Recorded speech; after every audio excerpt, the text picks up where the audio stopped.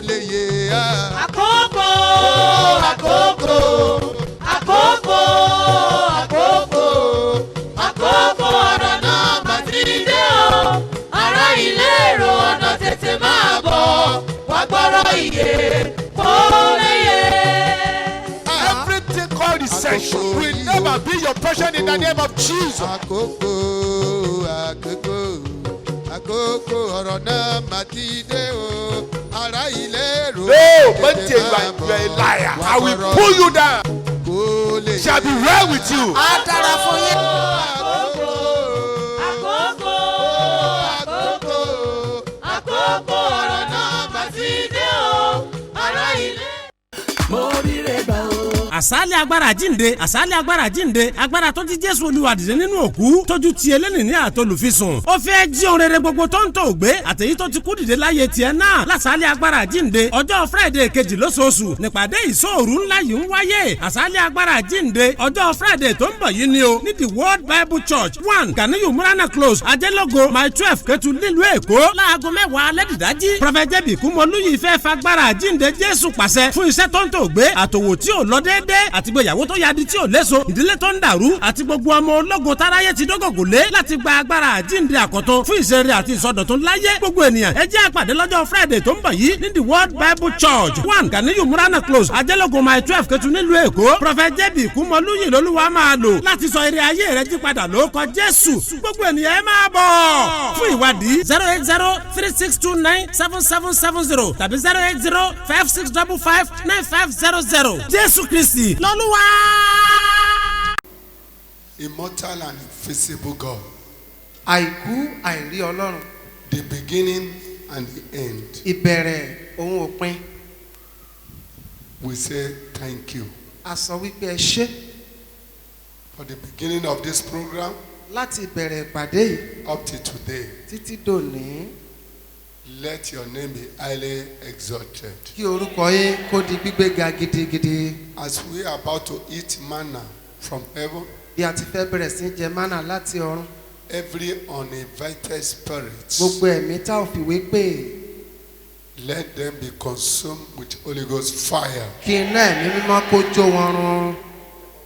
Holy Spirit, Ẹ̀mí mímọ́ speak to us in another dimension, bá wa sọ̀rọ̀ ní àrà ọ̀tọ̀.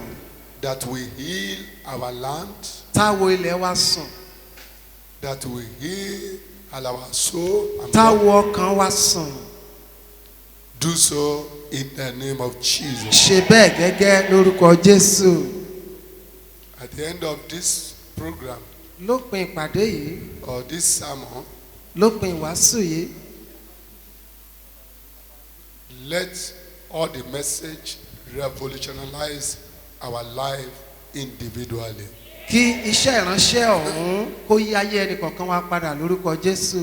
In Jesus' wonderful name, I pray.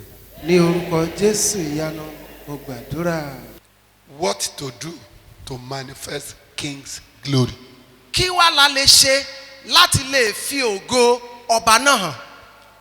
To manifest the royal glory in this world, you must have come from a royal family.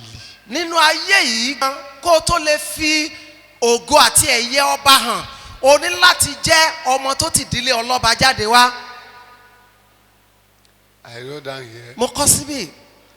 it is not every family that can produce the Ọọ̀ni of Ifẹ̀. Kì í ṣe gbogbo ẹbí òun ló lè sọ wípé a fẹ́ jẹ Ọọ̀ni ìlú Ifẹ̀. Or Aláàfin of Ọ̀yọ́. Tàbí nínú ẹbí wa a fẹ́ jẹ Aláàfin Ọ̀yọ́. Or Aláké of Ẹ̀gbáland. Tàbí àwa la fẹ́ jẹ Aláké ti Ẹ̀gbá. Èwí of Adó Èkìtì. Tàbí o ilé wa fẹ́ jẹ ọba Ìwí Adó. Except someone from the royal bloodline. Àyàfi ẹni tó ní ẹ̀jẹ̀ ọlọ́ba lára rẹ̀. The same way, Bẹ́ẹ̀ náà pẹ̀lú. you can only manifest the King's glory if you give your life to Jesus, the King of glory. Kó o tó lè fi ògo ọba ọ̀run hàn láyé, o gbúdọ̀ ti fi ayé rẹ fún Jésù tí ń ṣe ọba ògo. If you are not from royal family, Àní tó o bá ti ìdílé ọlọ́ba jáde, You cannot struggle for it. láyé ò lè làkàkà láti jọba.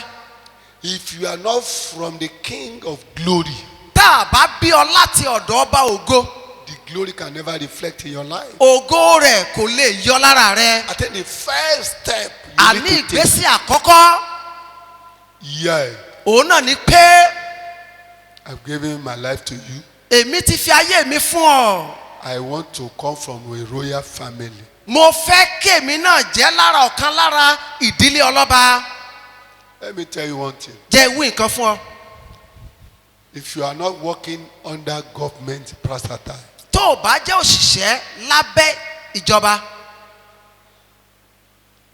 then after 1 month, lẹ́yìn oṣù kan just walk in.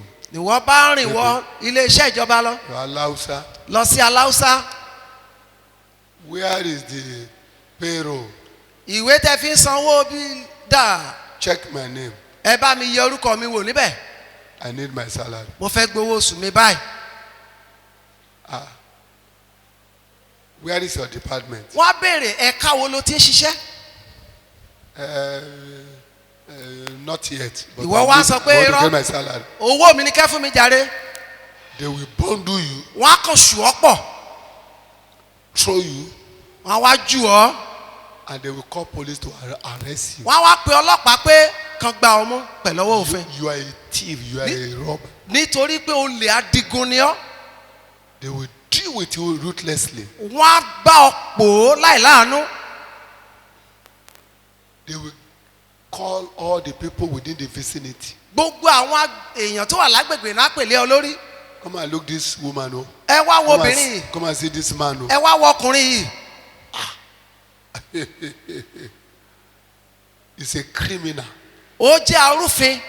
In fact, they will put something, not ordinary criminal, kì í ṣe pé wọ́n á pè ọ́ lárúfin lásán. hardened criminal, wọ́n á ní arúfin tó ti dògbóǹtagì. hardened criminal. ògbóǹtagì arúfin In European countries, ní ìlú Europe. if they arrest you, tán bá fọwọ́ òfin gbá ọmú first time, ní àkọ́kọ́, second time, ẹ̀kejì, third time, ẹ̀kẹta, they will not call you a thief. wọn ò kàn ní pè ọ́ ní olè They ṣá, will not call you criminal. wọn ò ní pè ọ́ ní arúfin ṣá, Hardened criminal. wọ́n á pè ọ́ ní arúfin tí ọkàn rẹ̀ ti yí gbì. There is a place they use to keep them. ibì kan wà tán máa ń kó wọn sí ní gáló. When you look at that, you say hardened criminals. ẹ bá ti rí ibẹ̀ wọ́n á ti kọ́ sí wípé àwọn ògbóǹtagì arúfin. Look at this rich watch. ẹ wo agogo ọwọ́ mi yìí, This is how it looks like. bí ó ti wà náà rèé. They will put it in your leg. wọ́n á so mọ́ ẹsẹ̀ rẹ, They will tell you wọ́n á wá wí fún ọ pé not to move from one place to another. má lọ láti bí sí bí o. They will restrict your movement. ìrìn rẹ wá dínkù sí àwọn ibì kan. If you are arrested around this area, bóyá àdúgbò iná ti fọwọ́ òfin gbá ọmú, they will tell you wọ́n á sọ fún ọ pé right from Yaba, sórí láti ìlú right Yaba, from Lagos, láti ìlú Èkó lọ́hùn, don't cross to this side. o gbọ́dọ̀ fònà síbí o. From Ikorodu, láti ìlú Ìkòròdú, don't pass through this place. o gbọ́dọ̀ gba ọ̀nà yìí kọjá. And they will go and stay in their own office. wọ́n á sì lọ jókòó sọ́fíìsì tiwọn. They will put the chain in your ṣùgbọ́n leg. wọ́n á ti fi ṣéènì yẹn sí ọ lẹ́sẹ̀. You will know that they are monitoring you. ìwọ kù yóò sì mọ̀ wípé wọ́n ṣàtọ́nà, wọ́n tọpinpin ìrìn rẹ. By the time you pass through this vicinity, nígbà tó bá sọ pé o gbàdúgbò yìí kọjá, in their own office, nínú ọ́fíìsì wọn lọ́hùn-ún, there's one alarm there. aláàmù kan wà níbẹ̀, Wah, wah, wah, wah, wah, agogo wah. asọnijí kan wà níbẹ̀, á máa dún. They will look at your name. wọ́n á wá wo orúkọ rẹ. Hey, Wọ́n á ní, "Ah, he has already passed his bound. Jagunlabi yìí ti kọjá àyè rẹ̀." They will phone the police within that area. wọ́n á wá pe àwọn ọlọ́pàá lágbègbè. This is the name. This is orúkọ rẹ̀ rèé o, trace him. ẹ wá lọ. You know, they will use satellite. wọ́n á lo ẹ̀rọ tí ó máa mú kí á rí nǹkan kan. Once they put the name there, tán bá ti lè tẹ orúkọ yẹn síbẹ̀ wherever you are, ibikíbi tó wù kó wà they will just catch you. jàǹtó náà máa híọ́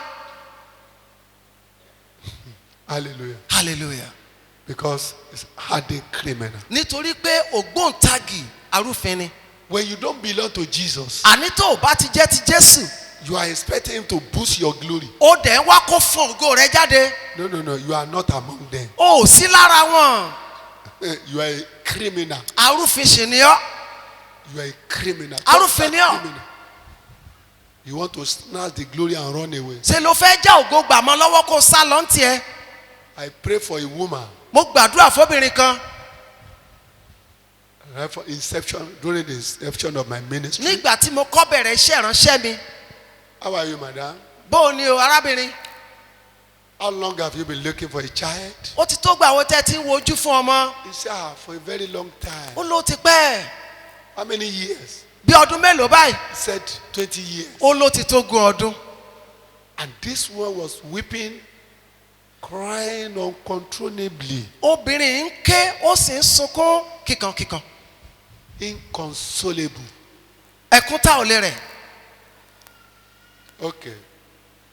In Jesus' name, ó dáa lórúkọ Jésù in Jesus' name, ní orúkọ Jésù I prayed for her. gbàdúrà fún And God told me Ọlọ́run sì wí fún mi that she should go pé kí ó lọ 3 days white fasting. nínú àwẹ̀ funfun ọjọ́ mẹ́ta She did it. ó ṣe bẹ́ẹ̀ To God be the glory. ògo jẹ́ ti Ọlọ́run After 3 months, lẹ́yìn oṣù mẹ́ta she conceived. ó sì lóyún She came back. ó padà wá Said, Daddy, ó ní bàbá I've not seen my menstruation. mi ò rí nǹkan oṣù mi I said, glory be to mo God. lógo jẹ́ ti Ọlọ́run You know what you are going to do? ó mọ tó wàá ṣe báyìí You ask him.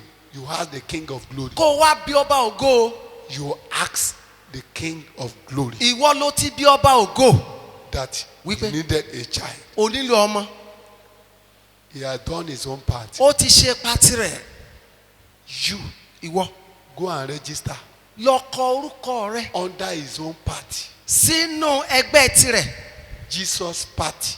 ẹgbẹ́ ti Jésù Go and register there. lọ kọ orúkọ rẹ síbẹ̀ o You said you are practicing Ogboni fraternity. ó sọ fún mi wípé ẹgbẹ́ ògbóni ló wà And your husband is in Ogboni fraternity. ọkọ rẹ náà wà nú ẹgbẹ́ ògbóni You need to forsake all this. ẹ nílò láti jọ̀wọ́ gbogbo rẹ̀ lọ You have registered. Oh. ó ti kọ orúkọ rẹ náà o He has given you what you needed. ohun tó o sì nílò ó ti fi lé ọ lọ́wọ́ Sir, sà I've surrendered. mo I jọ̀wọ́ gbogbo rẹ̀ surrender. mo jọ̀wọ́ gbogbo rẹ̀ I surrender.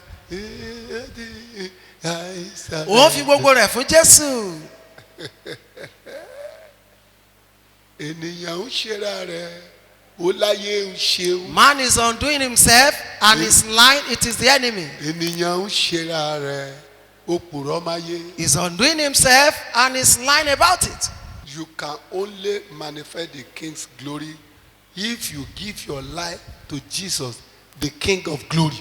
ìwọ lè ṣàfihàn ògo ọba náà ní ìgbà tí o bá fàyè rẹ fún Jésù Kristi ọba ògo. John 1:12 says something. ìwé Jòhánù orí ìkíní ẹsẹ̀ kejì lásán kankan But as many as receive him, iye àwọn tí ó gbà á to them he gave the power to become children of God. àwọn lé ó fi agbára fún láti di ọmọ Ọlọ́run.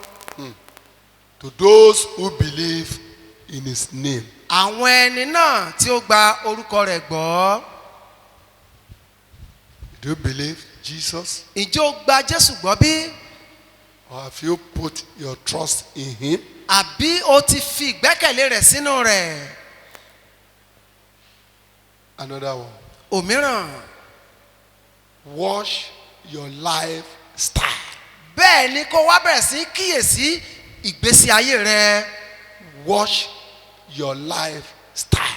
kíyèsí irú ìgbésí ayé tó ń gbé As a king, gẹ́gẹ́ bí ọba prince or princess, tàbí ọmọọba lọ́kùnrin tàbí ọmọọba lóbìnrin. there are things other people are doing which you cannot do. àwọn ìgbésí ayé kan wà táwọn ènìyàn míì ń gbé nígboro tí ìwọ ò lè bá wọn gbérù ìgbésí ayé bẹ́ẹ̀. As a king, gẹ́gẹ́ bí ọba ní prince, ọmọ ọbakùnrin princess, àti ọmọ ọbabìnrin. there are things àwọn kankan other wà people are doing tí àwọn kan lè ṣe which you cannot do. tí ìwọ ò lè bá wọn ṣe o.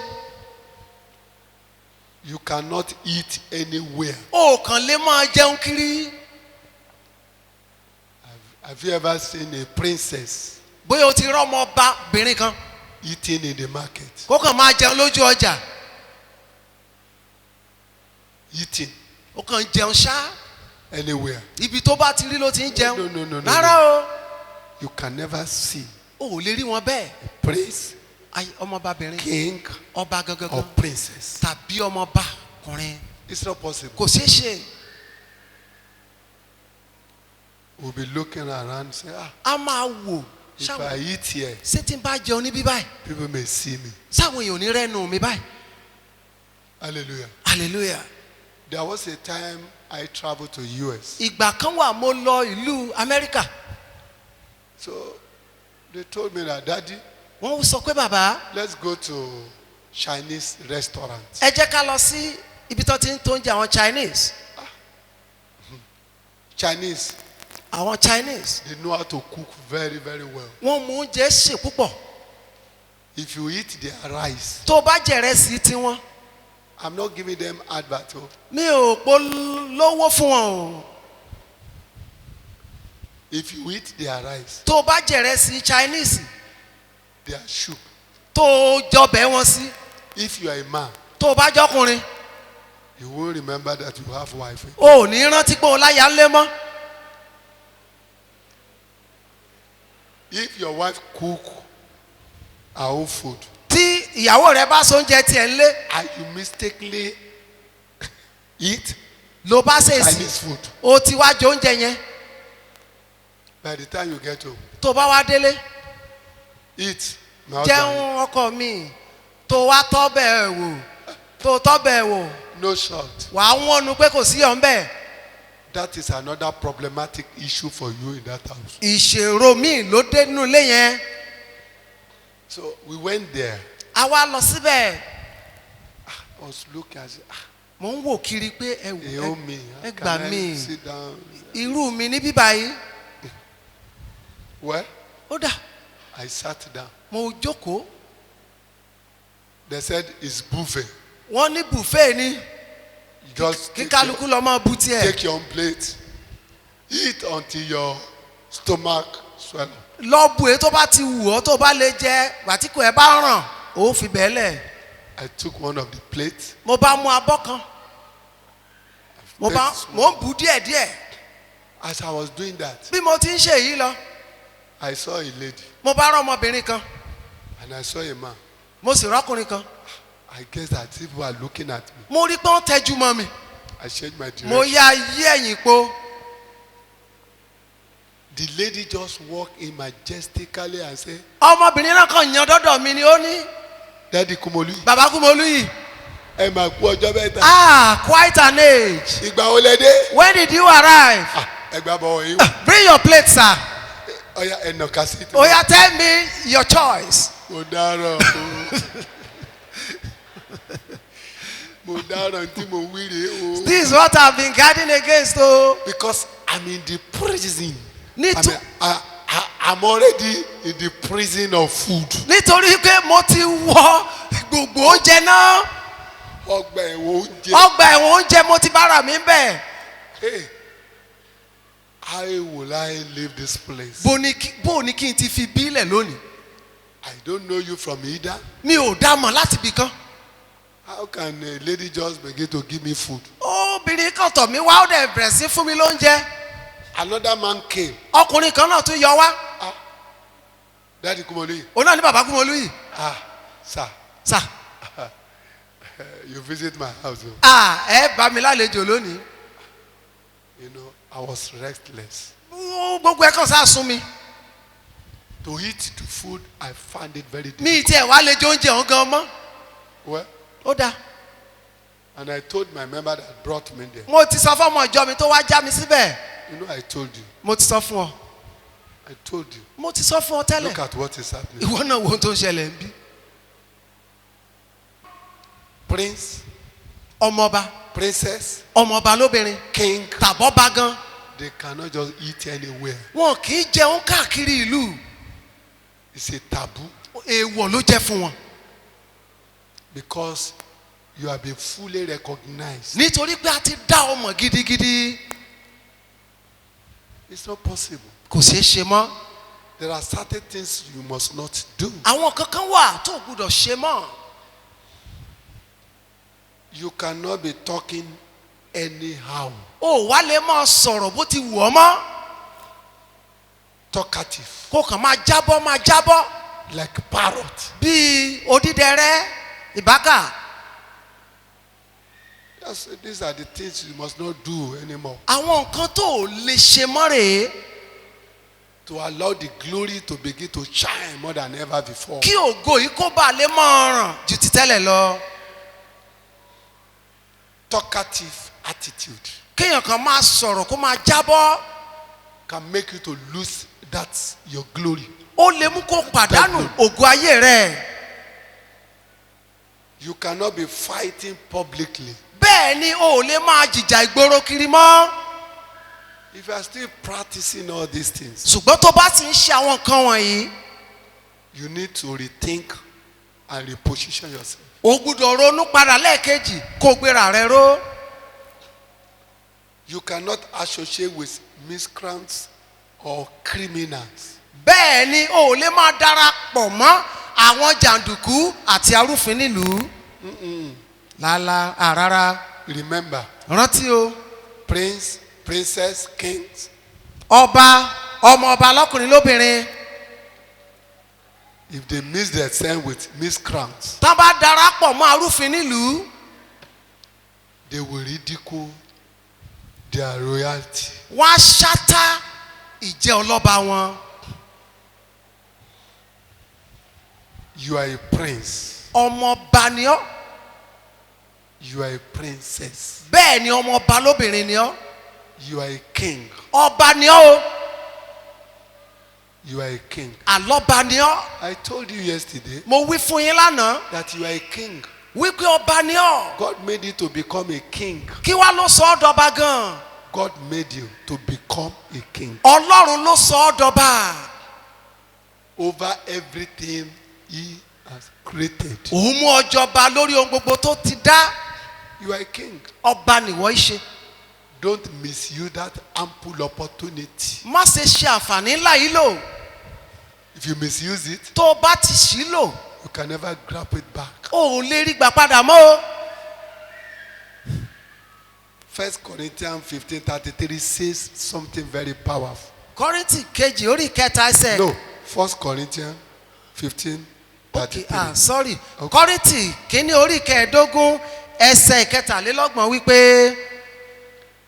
Do not be deceived. kí a má ṣe tàn yín jẹ. Evil company corrupts good manner. ẹgbẹ́ búburú a máa ba ìwà rere jẹ́. Do not be deceived. kí a má tàn yín jẹ o. Evil company corrupts good manner. ẹgbẹ́ búburú a máa ba ìwà rere jẹ́.